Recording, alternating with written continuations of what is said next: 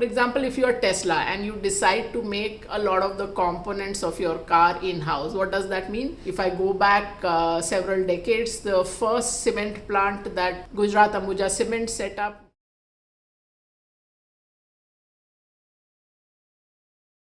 Hi.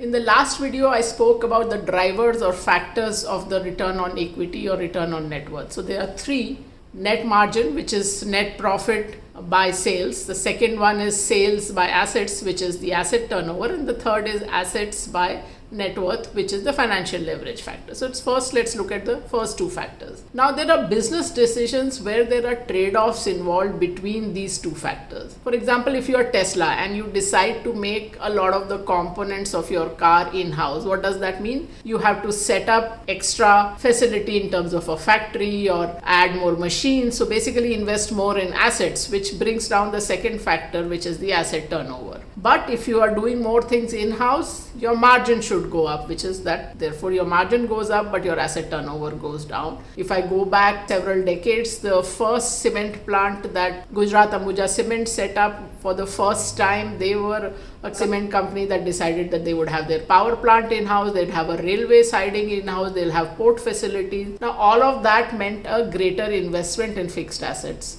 But they were capturing more value, so that meant that their margins went up, but their asset turnover went down. Now, often when we are comparing two companies within the same industry, we just look at the margins, that this one has higher operating margin or higher net margin, and therefore the other rival can hope to reach there. But we have to look at the full picture. For example, if a rival of Tesla decides to outsource many of the components that Tesla is making in-house, what will happen is that they have opted to have a higher asset turnover, basically not invest as much in assets, but they will also not capture as much value. So therefore, logically, their margins would be lower. So they have opted for a higher asset turnover, but a lower margin, whereas somebody who's making all this in-house has opted for higher margin and lower asset turnover. So you have to look at the full picture, not look at it piecemeal and only one factor. As for the third factor, which is the financial leverage, I'll discuss it in another video.